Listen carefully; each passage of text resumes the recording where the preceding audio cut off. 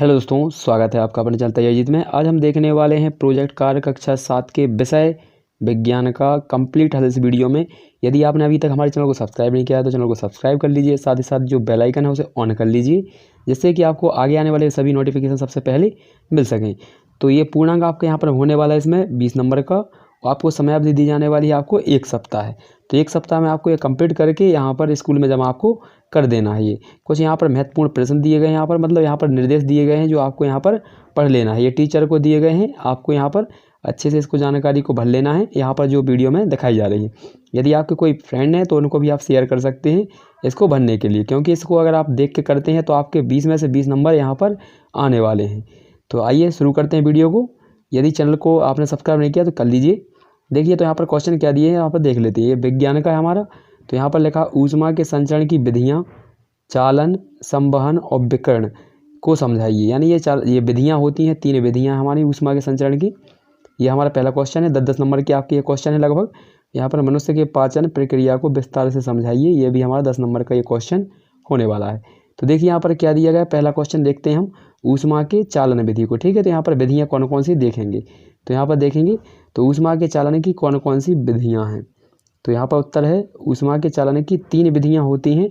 कौन कौन सी अभी हमने पढ़ा है। यहाँ पर देखिए चालन, संवहन और विकिरण। ठीक है, तो यहाँ पर ये विधियाँ हैं इसकी ऊष्मा के चलन की। तो आइए देखिए यहाँ पर पहले पढ़ते हैं हम। तो यहाँ पर है हमारा चालन किसे कहते हैं। तो चालन विधि पढ़ते हैं पहले नंबर पर। तो यहाँ पर आप अच्छे से लिखते चलिएगा। तो यहाँ पर लिखा है वह प्रक्रम जिसमें ऊष्मा किसी वस्तु के गर्म सिरे से ठंडे सिरे की ओर स्थानांतरित होती है, चालन कहलाता है। ठीक है, तो इसको चालन विधि कहते हैं। यानी एक साइड गर्म करिए तो दूसरी साइड को वो पहुंच जाती है ठंडे साइड के लिए, तो इसको क्या कहते हैं, चालन कहते हैं। ठोसों में ऊष्मा प्रायः चालन के प्रक्रम द्वारा स्थानांतरित होती है। जैसे कि लोहे के सरिये को यहाँ पर गर्म करते हैं तो एक साइड गर्म होने के कारण ही वो दूसरी साइड जो होता है छोर उसे भी गर्म कर देता है। तो देखिए जो पदार्थ अपने से होकर ऊष्मा को आसानी से जाने देते हैं उन्हें ऊष्मा का चालक कहते हैं। उदाहरण के लिए जैसे मान लीजिए एल्यूमिनियम हो गया, लोहा हो गया और तांबा हो गया, ये हो जाएगा हमारा चालन। अब दूसरी हमारी कौन सी थी, दूसरी देखते हैं। तो दूसरी हमारी विधि थी संवहन। तो ये रही संवहन, आप यहाँ से लिखेंगे। ये दूसरा पॉइंट हो जाएगा हमारा संवहन का। यहाँ से ऊष्मा के स्थानांतरण या संचरण की एक विधि है। किसी तरल पदार्थ जैसे गैस और द्रव में अणुओं के समग्र स्थानांतरण द्वारा ऊष्मा का लेन देन होता है। तो ये वाली आपकी परिभाषा हो जाएगी। ये वाला किस में होता है, गैसों और द्रवों में होता है संवहन। तो संवहन में क्या होता है, जैसे आपने देखा होगा तो पानी गर्म करते हैं तो नीचे वाले कण ऊपर आ जाते हैं और ऊपर वाले कण जो नीचे पहुंच जाते हैं। मतलब ठंडा पानी ऊपर रहता है तो वो नीचे पहुंच जाता है जब नीचे कण गर्म होकर ऊपर आ जाते हैं। इसके लिए देखिए यहाँ पर ये सरल भाषा है, अर्थात में लिखेंगे। अर्थात में यहाँ पर और लिखेंगे आप, ये लिखा है हमारा अर्थात संवहन वह प्रक्रिया है जिसमें गर्म द्रव स्वयं गति करके ऊष्मा का स्थानांतरण करता है। मतलब कि जो अणु नीचे थे गर्म होकर ऊपर आ जाते हैं और जो ऊपर थे ठंडे वाले वो गर्म होने के लिए नीचे चले जाते हैं।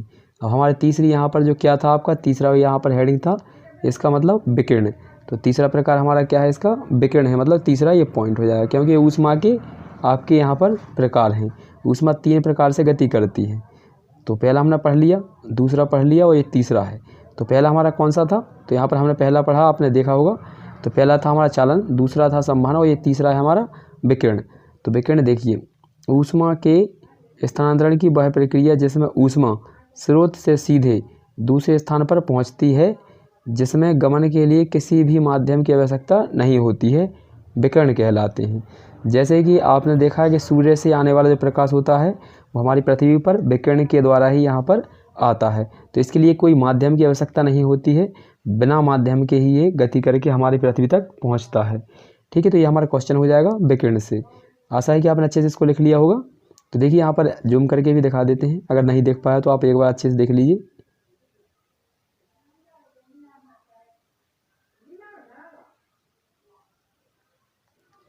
आइए तो अगला क्वेश्चन देखते हैं। सेकंड क्वेश्चन हमारा क्या दिया था उसको भी देख लेते हैं। तो यहाँ पर ये लिखा हुआ क्वेश्चन देख लीजिए अच्छे से। यहाँ पर दिया था क्वेश्चन हमारा क्या दिया था, तो क्वेश्चन दिया था मनुष्य में पाचन की प्रक्रिया का विवरण यहाँ पर देना है कि किस प्रकार से डाइजेशन होता है। तो आइए शुरू करते हैं इसको। तो यहाँ पर देखिए, यहाँ से लिखना स्टार्ट करेंगे। मनुष्य में पाचन की प्रक्रिया मनुष्य की पाचन क्रिया निम्नलिखित चरणों में यहाँ पर पूर्ण होती है। ठीक है, तो यहाँ पर लिखना है आपको, यहाँ से मनुष्य की पाचन जो क्रिया होती है वो निम्न चरणों में पूरी होती है। यहाँ से ये मत लिखिएगा, यहाँ पर ये हेडिंग है तो यहाँ से डालकर लिखिएगा डायरेक्ट। तो पहला हमारा पॉइंट क्या हो जाएगा, यहाँ पर पहला पढ़ते हैं। तो सबसे पहले पॉइंट को पढ़ते हैं यहाँ पर। तो देखिए यहाँ पर इसको पढ़ते हैं। तो पहला हमारा क्या लिखा है यहाँ पर, मुख गुहा में पाचन। तो यहाँ पर मुख गुहा यानी मुंह में डाइजेशन, यानी मुंह में कहाँ होता है। तो देखिए, मनुष्य मुख के द्वारा भोजन ग्रहण करता है। मुख में स्थित दांत भोजन के कणों को चबाते हैं, जिससे भोज्य पदार्थ छोटे छोटे कणों में विभक्त हो जाता है, यानी छोटे छोटे टुकड़ों में बट जाता है। लाल ग्रंथियाँ यानी सेला यहाँ पर जो होती हैं, जो इंग्लिश का वर्ड लिखना हो तो लिख लीजिएगा, से निकलती यहाँ पर लार भोजन में अच्छी तरह से मिल जाती है। लार में उपस्थित एंजाइम भोज्य पदार्थ में उपस्थित मंड यानी स्टार्च को शर्करा यानी ग्लूकोज में बदल देता है।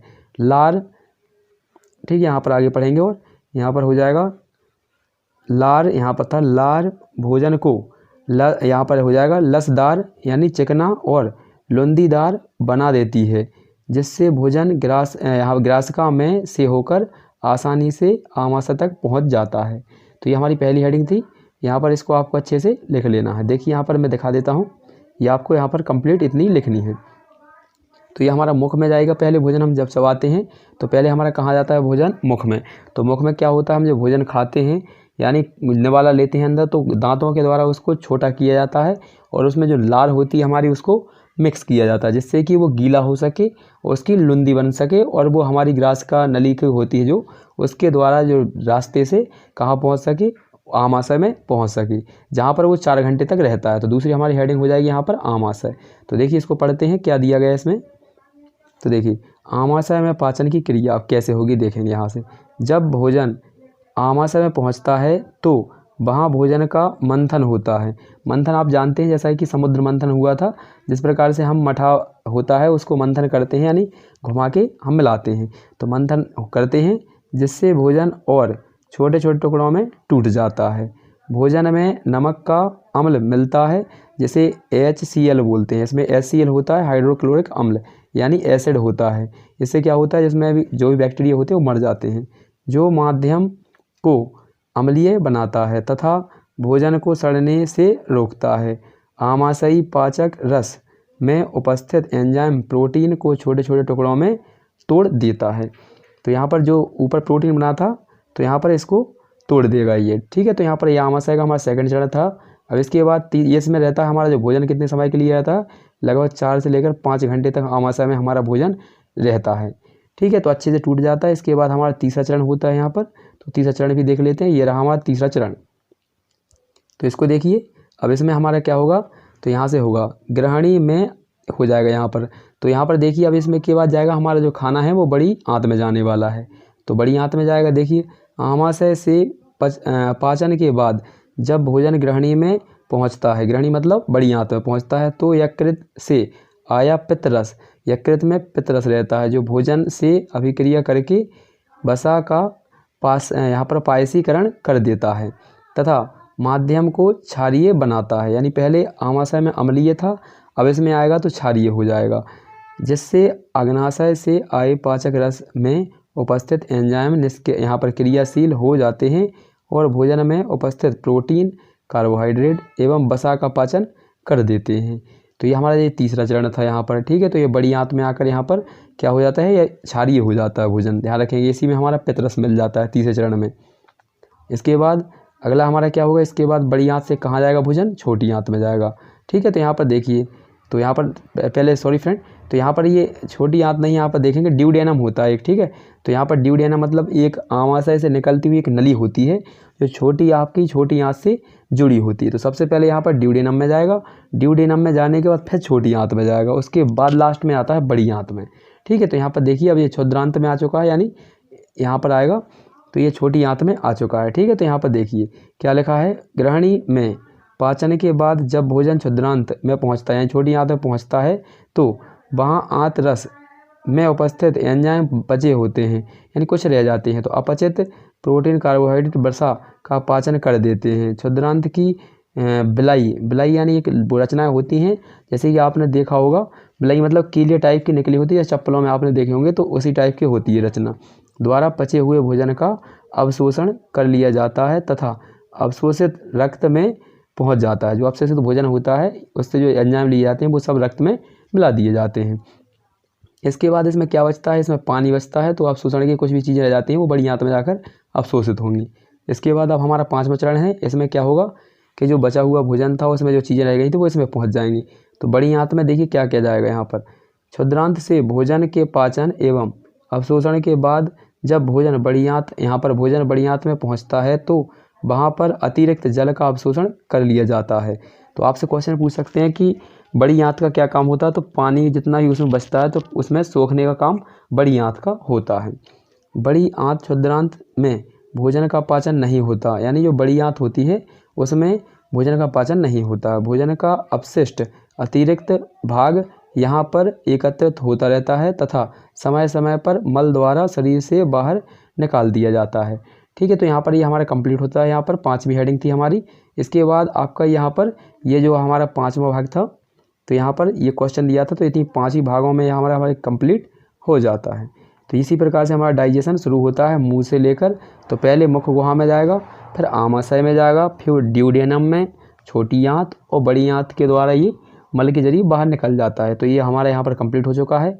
आशा है कि आपने अच्छे से देखा होगा। तो मिलते हैं अगले वाले वीडियो में। अगर पहले वाला वीडियो नहीं देखा आपने कक्षा 7 का और भी क्लासों का, तो यहाँ पर आपको दिख रहा होगा, तो स्क्रीन पर आप उसको प्ले करके उसका भी हल आप देख सकते हैं। यहाँ पर वीडियो आपको लगी होंगी। यदि वीडियो अच्छा लगता है तो वीडियो को लाइक कर दीजिएगा। चैनल पर पहली बार आए हैं तो चैनल को सब्सक्राइब कर लीजिए, जिससे कि आपको पहले मिल सके सभी का हल। तो मिलते हैं अगले वीडियो में, तब तक के लिए जय हिंद, जय भारत।